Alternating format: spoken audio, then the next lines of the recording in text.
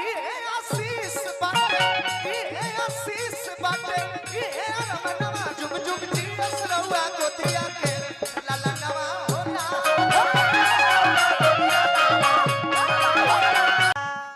अरे त कहवा में जन्म ले अरे रामचंद्र कहवा में अरे कन्हैया जन्म कहवा में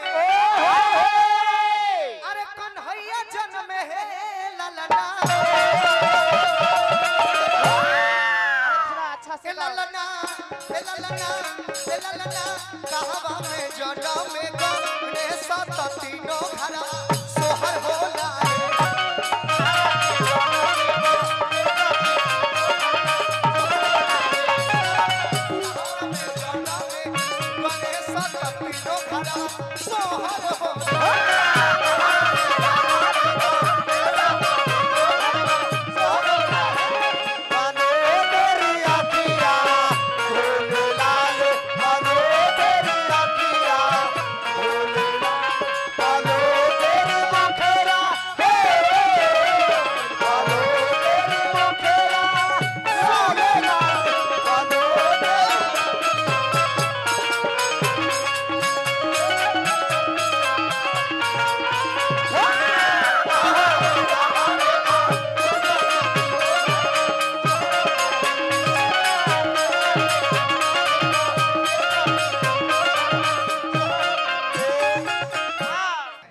प्रणाम। ठीक बानी? हाँ तो आराम होई रहो। हां अब देह के पूरा आराम बा। अब कोनो दिक्कत नहीं है नो? तो ना लइको माने अब थोड़ा मोरा सयान हो गई बा। हां ज्यादा देह ना धरत होई से कहनी के अब आराम होई। एक लइका जब ज्यादा नाबालिग रहेला तो देह धइले रहेला। हां अब तो केनहु 2 घंटा ला खेलहु निकलत होई तो उतना देर में आराम कर जात होई। इलालना कहवा में जन्मे गणेश त तीनों घरवा सोहर होला तो अवधा में जन्म रामचंद्र गोकुल में कृष्ण जी गोकुल में कृष्ण जी है। अवधा में जन्म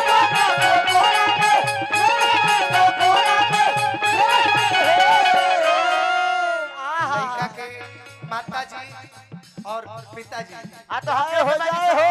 देखी त कतना लयदार घराना में हम निकाइल बनी जा। बीसू लइका के मम्मी पापा दोनों आदमी जोड़िए चल के मंच पर आके इतना पुरस्कार हुआ सब देता नहीं।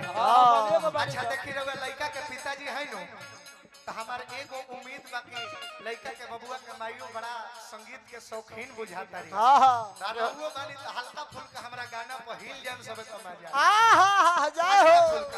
लइका के मम्मी ये आशीष बाटे ये आशीष बाटे ये रमना जुग जुग जियस रहुआ गोतिया के ललनवा होला।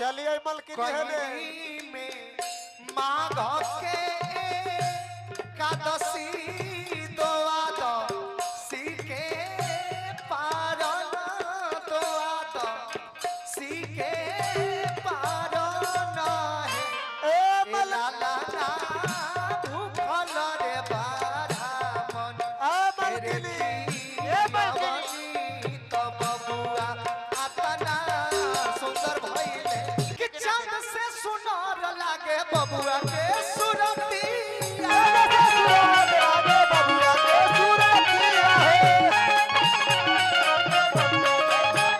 चांद जस चमकला बबुआ के सुरती सुरतिया तका अन धन लुटाई रउआ अन धन लुटाई रउआ कौन के कहाना जुग जुग जीवन रउआ गोतिया के ललनवा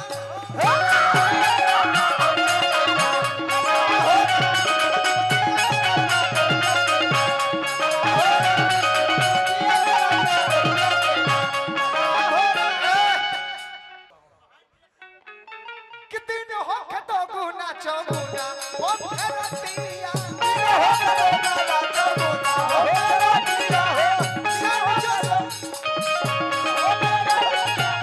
चांद जस चमकेला बबुआ के सुरती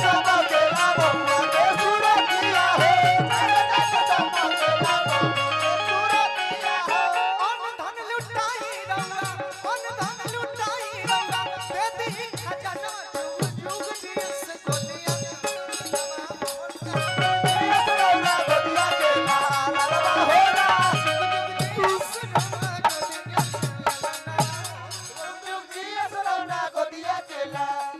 हो